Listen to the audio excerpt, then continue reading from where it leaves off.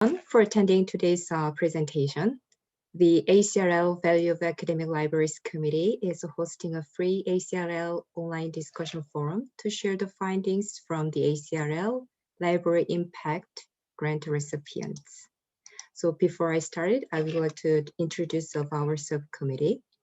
So the Library Impact Grant Subcommittee reports to the ACRL Value of Academic Libraries Committee, and this subcommittee supports academic librarians to do their research that demonstrates the impact of the libraries on their colleges and universities by providing scholarships and grants.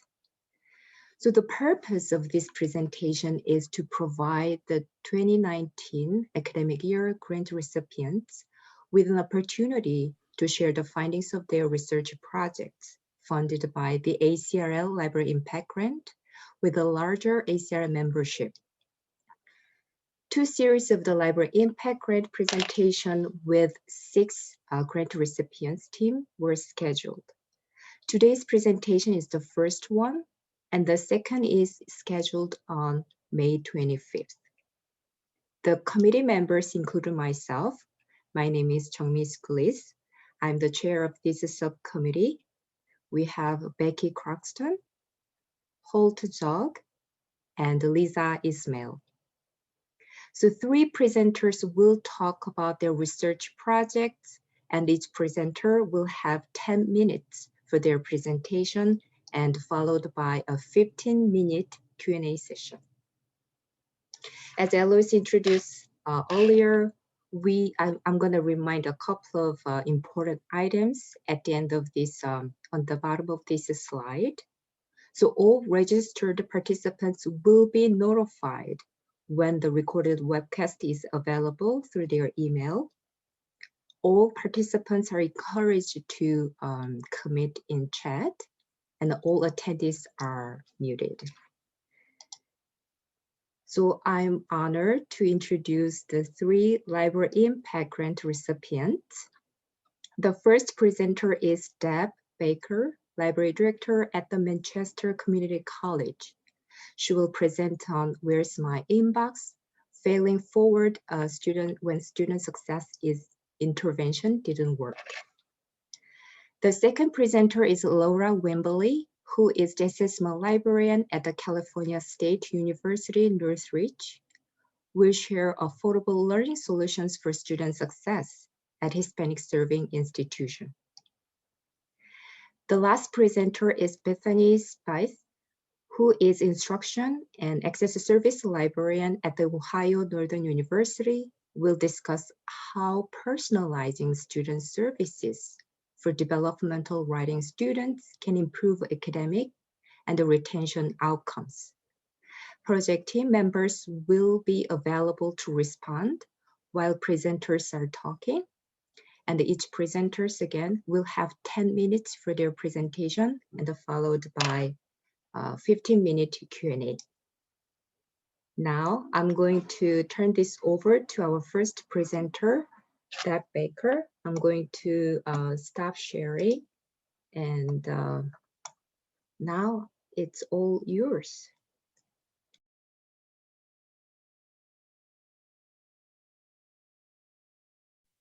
Thank you. Can everyone see the slides? Great.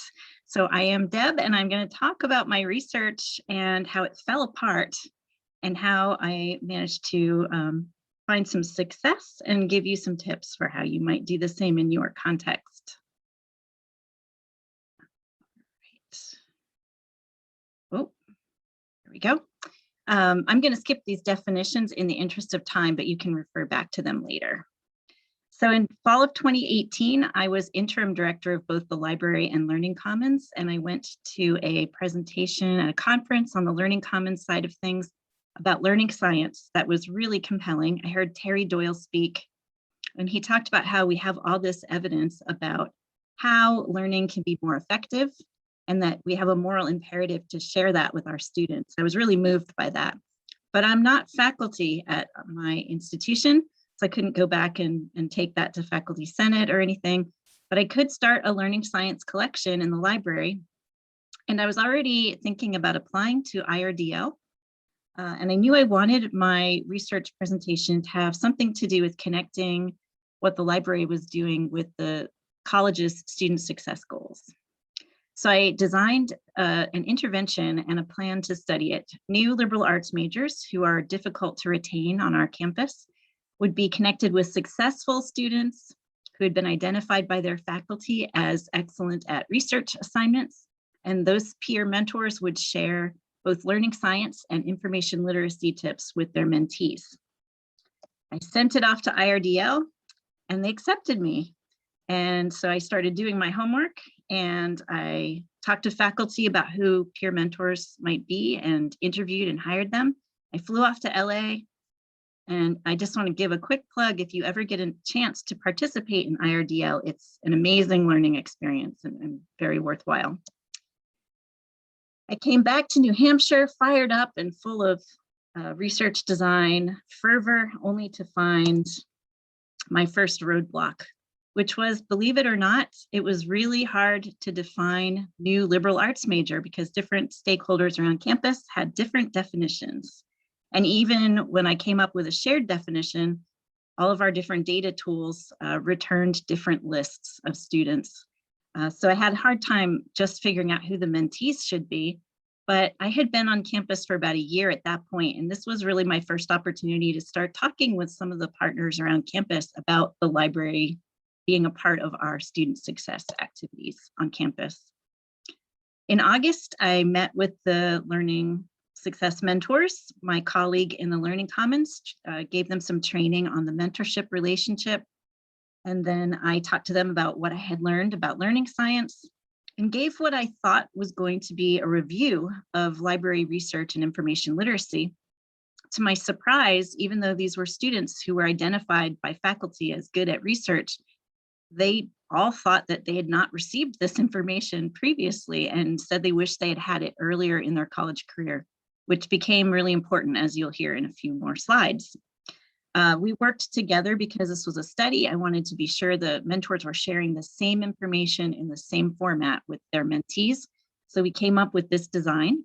I had simple bullets and white space, and the mentors quickly told me that I needed baby animals, color, memes, and links. Those were the things they wanted me to incorporate.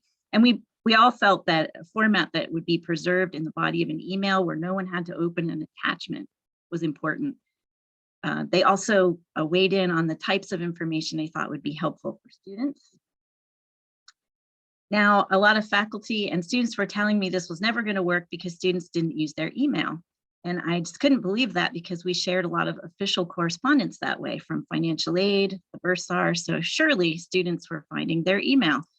But the mentors were becoming very discouraged. My research journal from this time shows that they were stopping by my office in a panic because they weren't getting responses. One week they would send out the formal tips email, and the following week, a less formal email asking questions to try and engage the mentees in a conversation about which tips they found helpful. They weren't getting any response. And I began to notice that just in the course of the start of the semester, when students were coming into the Learning Commons and asking for help, when they were talking about email, they were frequently in Canvas. We ask students to use a lot of different technologies when they come to college, and we make a lot of assumptions about their digital literacy. But what they really need to get by at my campus anyway is Canvas, and a lot of them don't use the other tools very much. So I got into a conversation with the director of learning technology for all 7 of our community colleges, and she was also concerned about this. And we now have this box that pops up when a student goes to use the Canvas inbox, which, as you can see, looks a lot like an email.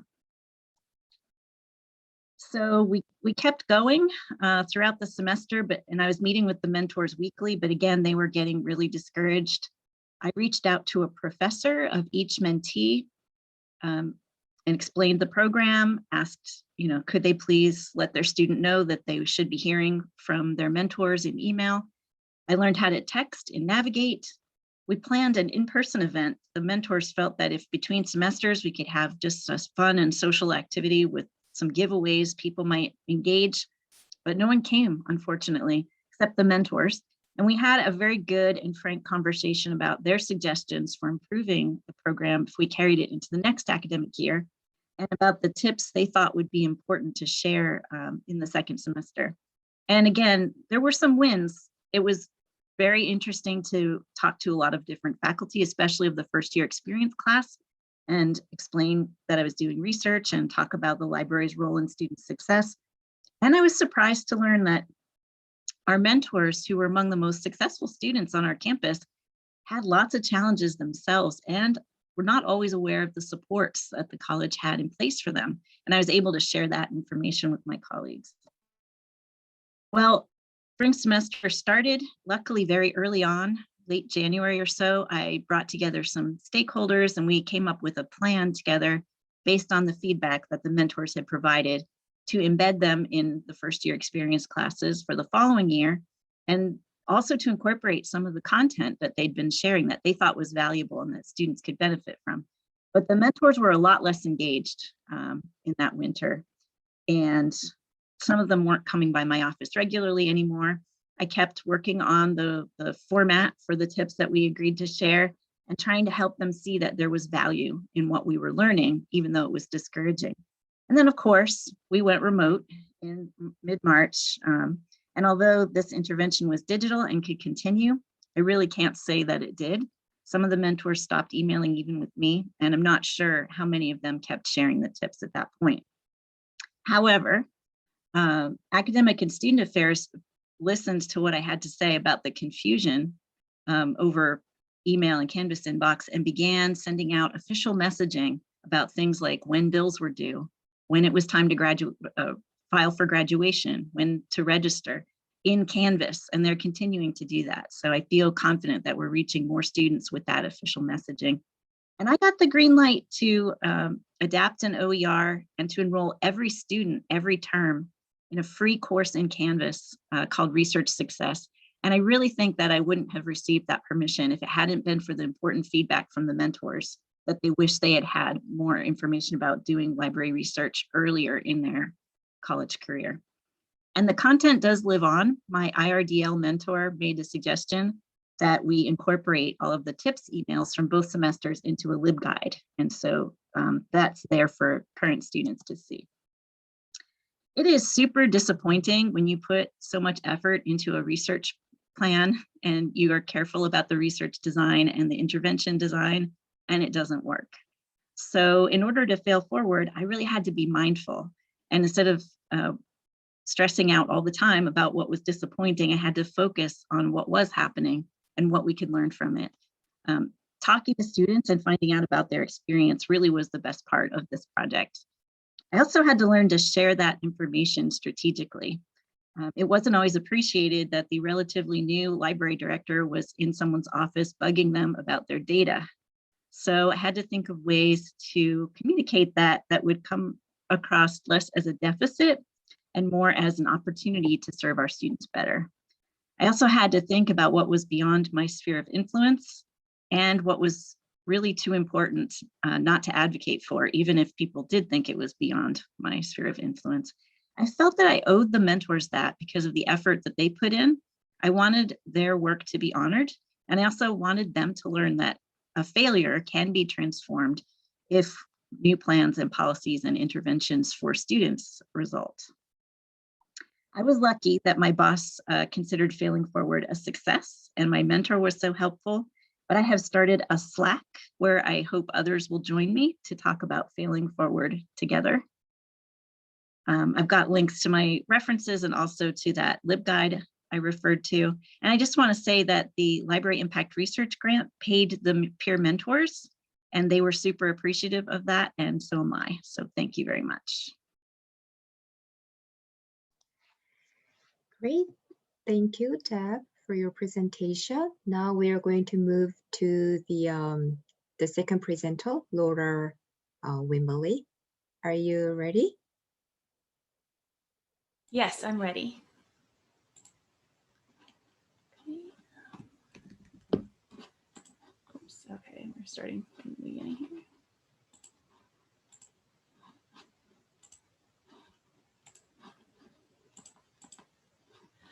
Okay.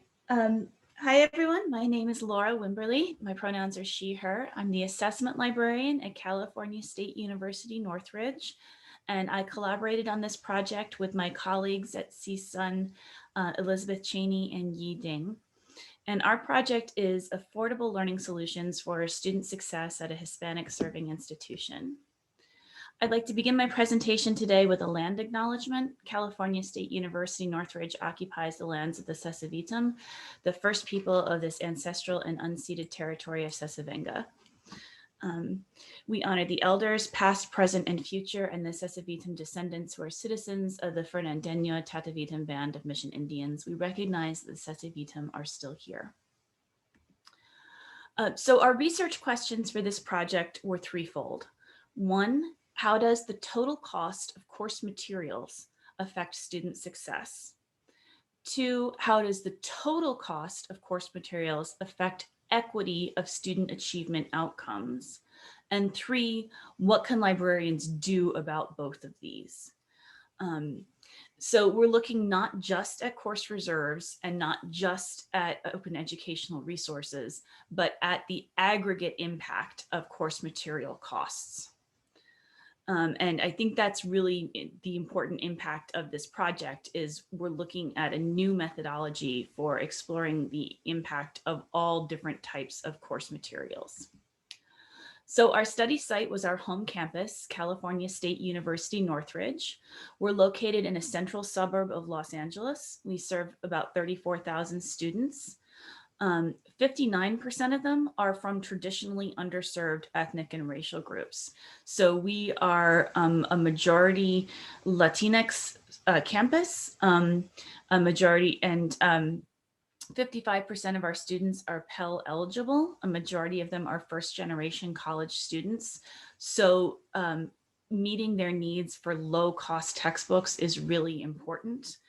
And meeting equity gap, closing the equity gaps is really important. The California State University system, it comprises 23 campuses. We're one of the largest, and we have been mandated by our state legislature to close achievement gaps and to shorten the time that students take to graduate. This is called Graduation Initiative 2025, and it's a major push throughout the system and especially on our campus. So that's one of the reasons that this is so important to us. We decided to sample the College of Health and Human Development because all three of us serve as subject liaisons to different departments in that college. So the way we did this was we gathered syllabi from every single undergraduate course section in this college for spring and fall 2019. And we looked at every single assigned course material for those course sections. So we looked at everything. We looked at textbooks. We looked at assigned readings in journal articles. We looked at films. We looked at, some had a subscription database. I think that was like a nutrition database for a specific nutrition course. Some students were assigned to purchase clickers. Anything that the library could supply, we included.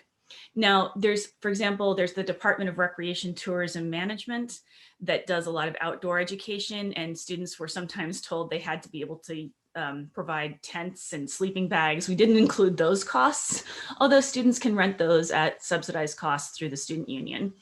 But anything that a library could feasibly supply, we included.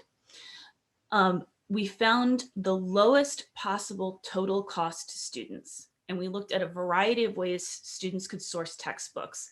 And based on previous surveys of our students, this is basically the process that most of them seem to go through. We looked at the cost of the items used, whether that's our campus bookstore or an Amazon. We looked at whether the library provided this book in print on Course Reserve, or through a multi-user ebook copy. And we looked at whether the items were available free, whether they were OERs or public domain items, or just sometimes they were just YouTube videos, or some of these had literally 0 assigned items. So for example, the kinesiology department is in here, and they have 100-level courses that are things like archery or Pilates that have no textbooks at all. So we found the lowest possible cost to students across all of those and summed it up. And that's where our funding went, was to support a graduate student who looked up all of these assigned items on all of these syllabi for each course section, looked them up and on Amazon, double check the bookstore listings, all of that. And then we combined this data that we collected with data on each course section from our campus office of institutional research. And what we found here was we had 463 course sections of undergraduate courses in this college at our campus. And we used as our dependent variable the percentage of students who earned the grade of D, a grade of F, or a grade of U, which on our campus is an unauthorized late withdrawal. So basically, what percentage of students flunked the course, effectively flunked it. And you'll see here that we controlled for which department the students were in, and you can see that these are the departments in the college: child and adolescent development, family and consumer sciences, kinesiology, nursing, recreation and tourism management, and the excluded one was the smallest, environmental and occupational health. So those are the departments within this college. And you'll see that some of those have a significant effect. Child and adolescent development is a major that students often transfer into when they're having challenges in other majors, and that decreases the failure rate. Nursing filters out a lot of students. They have to have a certain GPA in order to declare a nursing major. And so that actually has a lower failure rate because students have to achieve a lot to get into it. So there's a selection effect there. The other ones are sort of neutral. There's no significant effect. They match the baseline. You can see the class size has a statistically significant, small but statistically significant effect. So each student in the class predicts a higher failure rate. Larger classes are detrimental to student success. That's not surprising. We already knew that. The use of course reserves, here we see that the use of course reserves has no impact one way or the other when we keep the cost constant. So we had been wondering whether print books were advantageous or not for students, and we weren't sure which way this would run. Some people argue that print books specifically are advantageous for students for a couple of reasons. One is that print itself is a more advantageous way for students to read, that readers retain more when they interact with the physicality of print, that there's something about the sense memory of print that enhances studying. And also that bringing students into the library to use course reserves encourages them to create a study space, encourages them to engage with campus, teaches them some very basic rudiments of using the library. And so we thought that maybe course reserves might be a more advantageous way to provide materials to students. On the other hand, it's less accessible. They have to find parking, they can't do it on their own time. So we weren't sure which way this would cut. And the answer is here, if we're just looking at the aggregate DFU rate, the aggregate failure rate for the entire course section, it's a wash. Those things probably balance out. What we do see here is that the total minimum cost has a significant negative impact on the fail rate of the course section. So the cheaper the books, the fewer students flunk the class. This isn't too surprising, but we haven't seen a lot of demonstration in the literature that combines the impact of OERs and course reserves and other sources of savings to students. The next way we looked at this is we measured the impact of equity. So here we're looking at the dependent variable is the gap in the average grade on a 4.0 scale, where a 4 is a A, a 3 is a B, and a 2 is a C. The average gap between our Pell eligible students, our lower income students, and our higher income students. And here we see that actually the total minimum cost has literally zero effect on that gap. And for us, that might be because our students are all pretty price sensitive. We have a lot, oh, I'm up to 10 minutes already. Sorry, guys. We have a lot of students who are, you know, non-documented. So they're Pell eligible, but probably still pretty low income. You know, our students tend to work off campus. So even our Pell, the cutoff for Pell eligibility is pretty low. So all of our students are likely to be price sensitive. What we do see here is that if those savings come via course reserves, that actually negatively impacts our Pell eligible students. So we can see that that holding it constant, course reserve, holding the cost overall to students constant, the use of course reserves increases the equity gap between our Pell eligible and our non-Pell eligible, our higher income students. So overall, our implications are to lower DFU rates, lower the cost students pay for textbooks and other course materials. If you want to simultaneously lower the income-based equity gaps, find a method other than print books on course reserve to lower students' cost for course materials. Now, of course, we did this study just before everyone had to close down for the pandemic, where we had a whole other reason not to rely on print textbooks.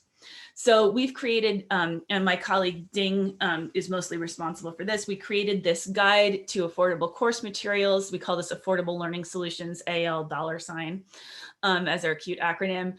And we've seen a major uptick in faculty adoption since our closure. We were among the first campus systems in the country to declare that we would be closed for fall 2020. We declared that in June 2020. And faculty have really gotten on board with adopting OER. And you can see the increase in students that we've reached through our Affordable Learning Solutions initiative. And this is the article that we've published based on our grant. It's in Reference Services Review that came out last year. We also did reach out to student affairs professionals at a conference called NASPA 2 weeks ago. So we reached a non-library audience. Hopefully the student affairs professionals, we explained a little bit more about what OERs are, but they can see the impact on student success. So thank you all for your time and attention.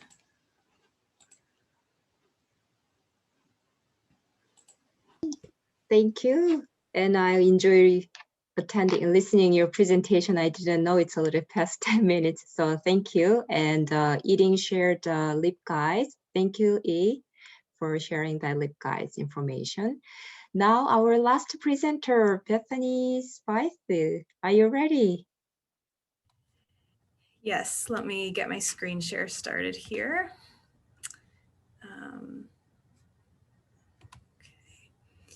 Okay. And all right. Could I get a quick nod or thumbs up if everybody can see and hear? Okay. All right. Thank you. All right. Well, good afternoon, everyone. Thank you for attending. I'm glad to be here with you all. I was one of 3 researchers on our grant. I'll be giving the presentation today.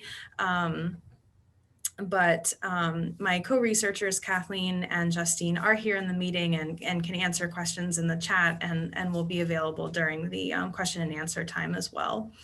Our student research assistants for the grant were Kara and Matthew, both ONU students. They aren't here today, but I did want to acknowledge them and all of the work that they contributed to our grant research. So the goal for the presentation today is to demonstrate how the actions that we took to coordinate and embed support services impacted students' information literacy skills, awareness of services, and retention. To give you some background and context for our research, Ohio Northern University is a small private college with just under 3,000 students, and our campus is rural and predominantly white. Our study goals, or our main goal for the study was to support students in our first year developmental writing course. This is a course that students are placed in if their writing ACT score is below the threshold required for entrance into our first year writing course. Students in the developmental writing course are very likely to have negative outcomes in terms of things like grades, course completion, and retention. So we really wanted to find a better way of supporting those students. We enacted our study in the 2 sections of the developmental writing course that Justine taught in fall semester 2019. Both sections received 2 library instructions, and I was the instructor for those. Our experimental section included an embedded writing center tutor that was actually Matthew as well. And then students in that section were required to meet individually with a librarian and with the embedded tutor, Matthew, at several points throughout the semester. We used a large variety of assessment measures. I think I'll be talking about data from almost all of these through the rest of the presentation. So the first aspect of our study I'll discuss is students' information literacy skills. We were particularly interested in helping students learn how to, 1, develop effective research questions, and 2, how to find scholarly sources that answered those questions. So to that end, for the research question portion, we had students read a section from the class textbook, attend 2 library instruction sessions, and then have their personal librarian review their research question. We found that students were better able to develop stronger research questions when they engaged with the activities. However, as we were coding the questions after the semester ended as part of our research, we discovered that it is far more difficult than we originally thought to identify and to create a good research question. We discovered that many research and writing handbooks, including the textbook that we had used in the class,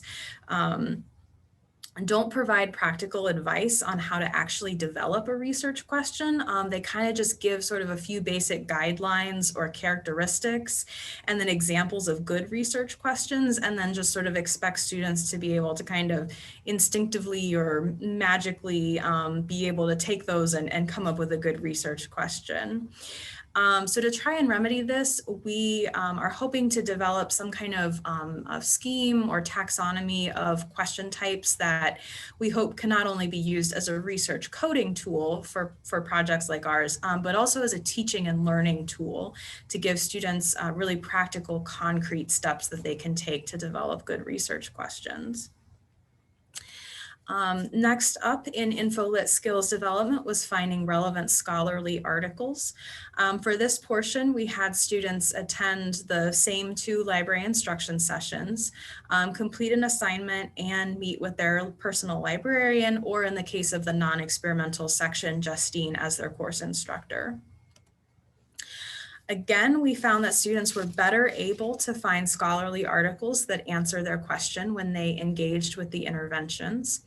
The vast majority of the sources students found scored a 4 or a 5 on our 5-point scale, meaning that they either shared many characteristics with our definition of a scholarly source, or they completely fit our definition of a scholarly source. In terms of usefulness over the course of the semester, the average usefulness score did increase from 2.9 on the first research assignment to 3.6 on the last assignment, and then again that was on a 5-point scale again. Interestingly, the non-scholarly sources that students selected were actually less useful than the scholarly sources that they selected. So to us, that kind of indicates that the students weren't necessarily turning to non-scholarly sources because they found them easier to understand, but perhaps because they were encountering difficulties doing research. Another thing that we were really interested in measuring was student awareness of support services, which we did through 3 interviews conducted at the beginning of fall semester, the end of fall semester, and the end of the semester. So as a very general trend, the students did make more statements about the library and writing center as the interviews went on, although as you can see, from the averages, there was no change or a slight decrease from interview 2 to interview 3. We attribute this to a couple of factors. So interview 3, as I said before, took place near the end of spring semester when students were no longer in Justine's class, which meant that they weren't receiving that constant reinforcement and reminders to use the library and the writing center. In addition, this wasn't just any spring semester, it was spring semester 2020, meaning that students were not on campus and not able to have the sort of visual and physical reminder of seeing the library building, seeing the writing center, those kinds of things, and also stressed out by lots of other things, I'm sure. So in addition to the difference in the quantity of statements, there was also a difference in the quality of the statements. At the beginning, students tended to mention sort of things related to space or physical attributes. So they would say things like the library has a computer lab and study spaces. The writing center is on the 2nd floor of the library and they have tutors there, things like that. Then in the later interviews, those kinds of statements shifted to mentions of resources and services. So the students would say things like, the library has databases and the personal librarian program. The writing center can help with formatting, and going to the writing center can help you improve your writing abilities, things like that. So even if the statements didn't necessarily increase, we felt like the statements were actually showing that the students had a deeper understanding of what the library and the writing center could offer. As far as retention, we are seeing a higher attrition rate among our study participants than among ONU first-year students overall. The 1-year retention rate for our study participants was 78.9%, while the rate for Ohio Northern's fall 2019 freshman cohort overall, the cohort that they started with, was 84%. However, that difference isn't actually as high as we might expect, especially given all the disparities that developmental students or students in developmental courses have experienced and continue to experience. We are going to continue to collect retention data for other cohorts of students in the developmental writing class, although we're not really sure how much of a comparison we'll be able to make given the effects of the pandemic on the students who started in that fall 2019 cohort. The main takeaway that we had and that we hope to share with you is that working together and coordinating support services works. We feel like it did improve our student outcomes related to information literacy, knowledge and skills, awareness of services and retention. And in addition, Justine and Kathleen and I feel like it made our work more effective. Working together so closely and intensively gave us a better understanding of what the other does and helped us be more effective in our own teaching and student support. So thank you so much for listening. There'll be time for questions, of course, but here's our email addresses. If you'd like to email us a longer question or think of something later, we're definitely happy to talk lots more about the study. So thanks so much. Great, thank you, Bethany. And thank you every presenters for sharing your research findings with us. And now we are going to have a Q&A session. So I'm going to actually share with you about some of the ground rules. So please committed to learning from each other and listen to each other and not talk at each other, and acknowledge differences in backgrounds and perspectives, and realize that those differences will increase our awareness and understanding of this content. Do not evaluate people for their experiences, lack of experiences, or differences in interpretation of those experiences. And trust that people are doing their best and challenge ideas and not individuals. So our subcommittee member who is Becky Croston. She will monitor this Q&A session. So she will share the questions, reading out loud to the panelists, and then any team project members. If you got your team's question, please feel free to answer. So do we have any questions? Yeah, okay. There's one question that's come in and that's directed to Deb, who was our first presenter. Deb, do you have the sense that students are more informed or are receiving important communications from the university now that the library and like the business affairs, etc., is using Canvas as a primary communication mechanism for students? You know, we didn't study that, but I can say anecdotally that the library has begun using the same system when we are offering an event, and we are getting a lot more signups. I don't think it's necessarily resulting in more attendance. We have the same phenomenon of a lot of people signing up and then not coming on the day, even when we send out Zoom reminders, but the signups are up. So that to me means they are seeing the notifications. That's really interesting. And I'm here from UNC Charlotte, and we are forever, you know, our main way of reaching out to students is through email. And it just is remarkable to think, oh, maybe our mechanism has not been the right one. Maybe we should be going through Canvas, you know, or, you know, either through our embedded librarians or through, you know, our subject liaisons reaching out to their corresponding faculty to reach students, because, you know, our students, you know, we do surveys and they respond like, I didn't know you'd have this service, you know, so we're you know, it's a constant problem for libraries to market their resources and services. So I'm really excited about thinking more about that. So thank you. There is another question. This one's for Bethany. Can you please restate when the 3 interviews took place? I think if she doesn't mind, I think that might actually be better for Justine to answer that. I think she might remember better than me, Justine, if that's okay. Sure, I can answer. So the first interview took place at the start of the semester. It wasn't like the first week, but within like the first month of the course, because we wanted a sort of baseline of what our students were thinking about.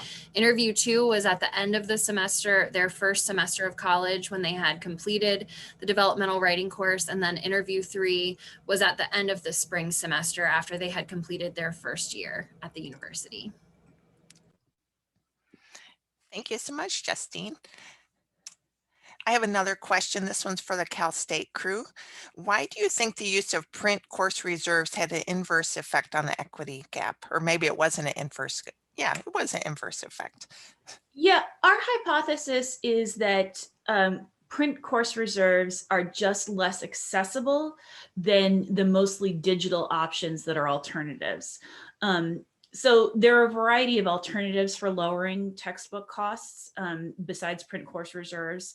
So those would be library purchased ebooks, OERs, which students can either purchase, you know, very low cost print copies of themselves, or can access digitally for zero cost. Sometimes faculty assemble things out of, you know, library purchased journal articles, online sources that are available for free, public domain options. All of those students can access on their own time, wherever they are. So the majority of our students have off-campus jobs, or did before the current employment crisis. Many of them have family care obligations. Some of them are parents, but many of them care for younger siblings or aging family members. And commute times are particularly terrible in Los Angeles.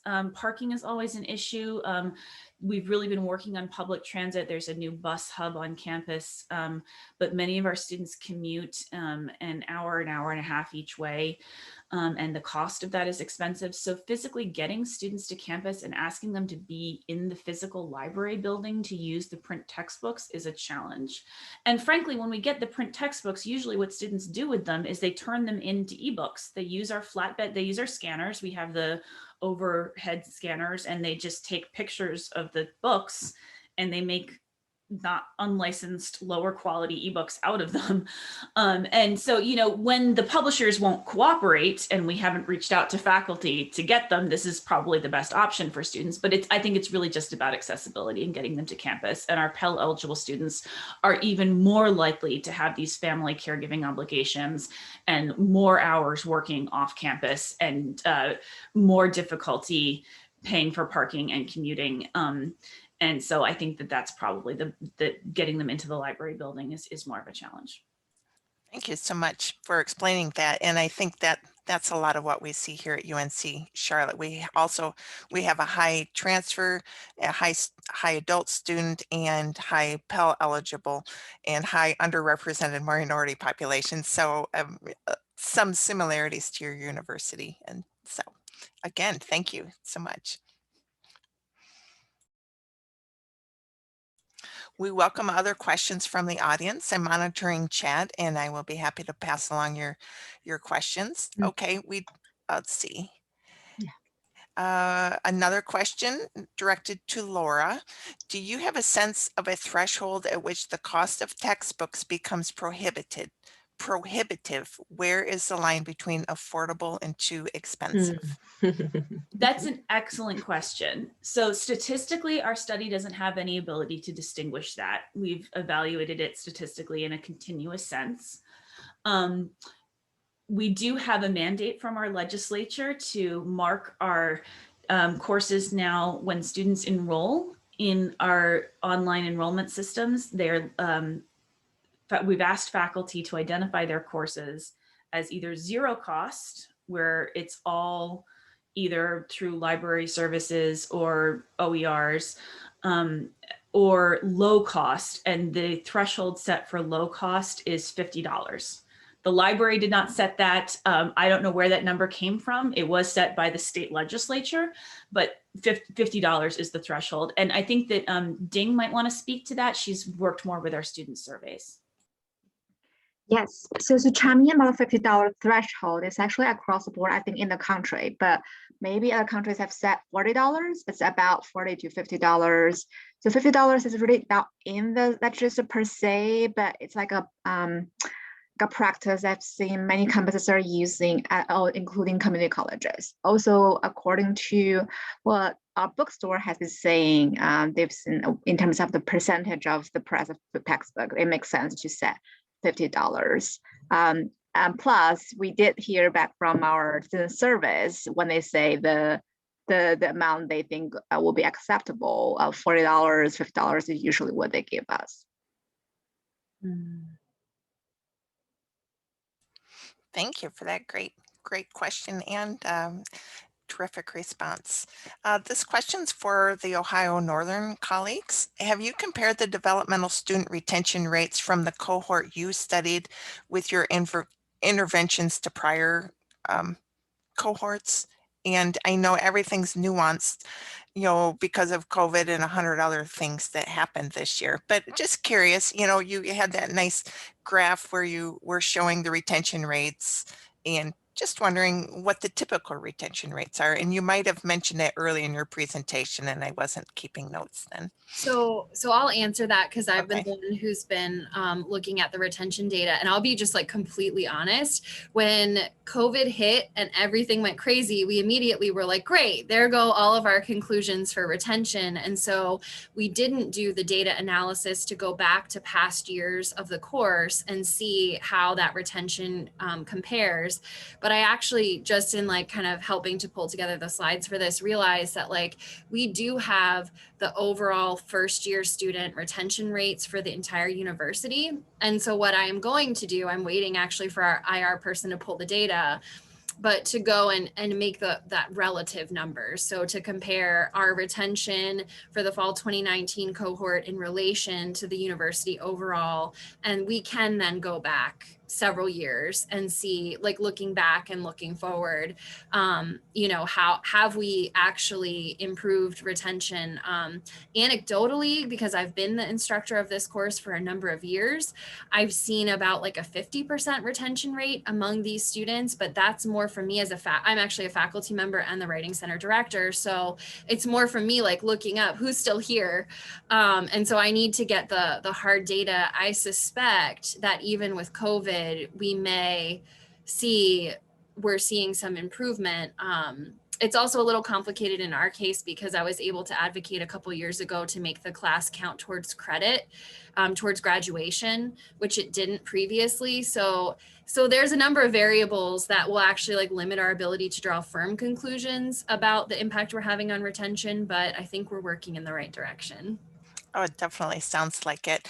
And then another question, and this is just because I'm personally interested, for the Ohio colleagues, will you continue those interventions? You know, you had your one group where it was kind of the intervention group and then the control group. Do you have the manpower or the, you know, the interest in continuing those interventions beyond the research period here? Like you're meeting with the Yeah. personal librarian, etc.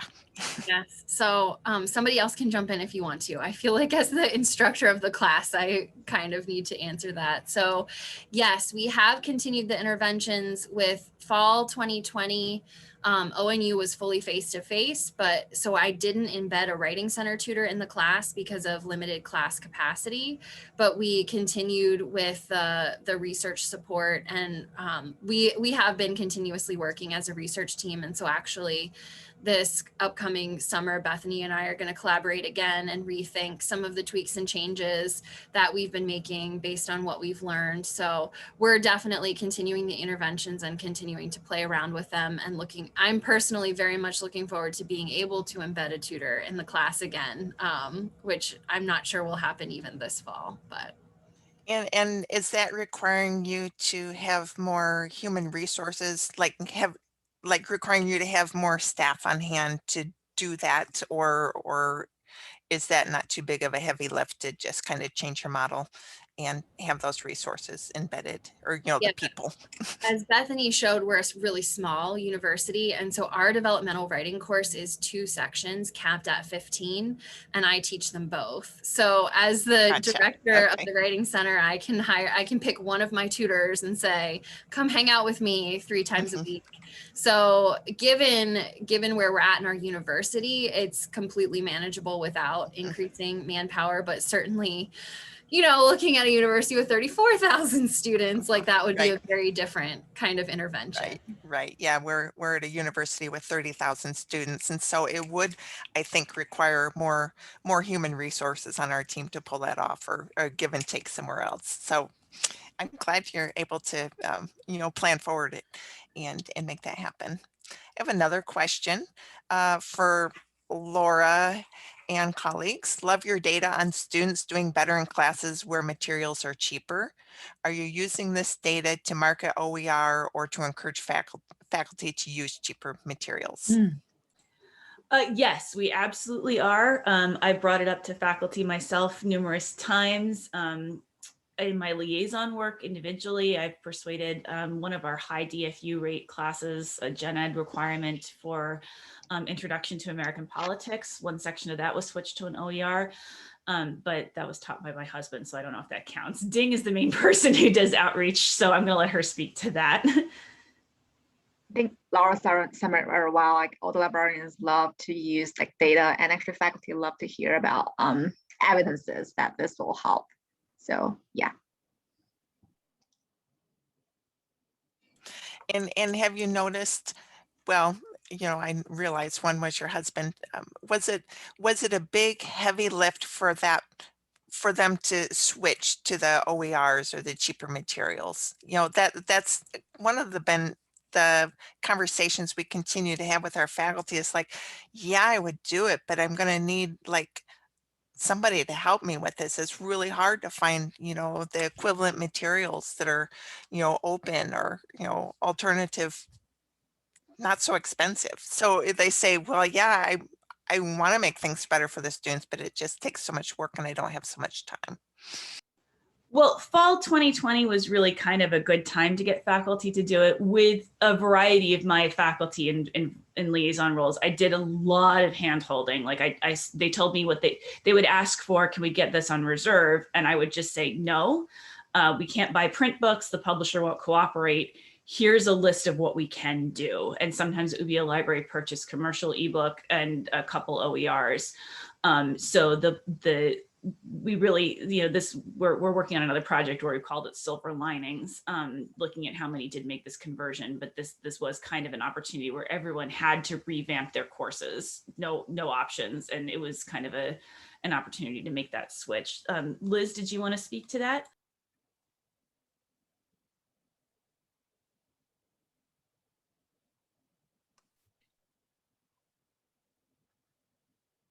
Or Ding? I see Liz just unmuted herself, but I can come how Liz has been very helpful in terms of working together on some webinars. Because Laura mentioned the hand-holding of specific departments, but we're also providing those campus-wide webinars, especially in collaboration with faculty development during the transition. What also helped was to actually go into departmental meetings just to talk about this research and strategies. They also provide support, as Laura mentioned. Liz, I see you unmute yourself. Do you want to add anything? No, sorry, it took me a second to unmute. No, I think you both covered it. Thank you. Really appreciate the thoughtful and helpful responses. Any other questions from the audience or from panelists to each other? You know, we're all here to learn from each other. Another question, this one's easy to answer. Will the slides be available online for all presentations? And yes, indeed they will. Our ACRL representative will package up the recording and the slides and send them forward to you all, including a brief survey, you know, so we can have those data as well. Young Mi, do you have any other remarks you'd like to share or Oh, yes. final wrap-ups? Oh, yes. So thank you, Becky, for facilitating Q&A and a lot of bringing questions and answering those questions. I think you'll find very interesting and useful. So before we finish, I want to share one more information. So as I said, this is the first part of the session we are sharing, and then another team of the Library Impact Grant recipients will present their research project on May 25th. So if you are interested in attending the presentation, please use the link in a Zoom chat that I think I just shared with you. Let me quickly check. Yeah, so please register this for the May 25th. And then, as I said, this is free for the ACRL member. And then as Becky mentioned, all registered participants will be notified when today's recorded webcast is available. And also when you receive the email, you are invited to complete the evaluation form for this webcast. So thank you again for everyone for your time, and we look forward to seeing you again in May. Thanks all. I really enjoyed the presentations and learned so much. Thank you. Thanks, everyone.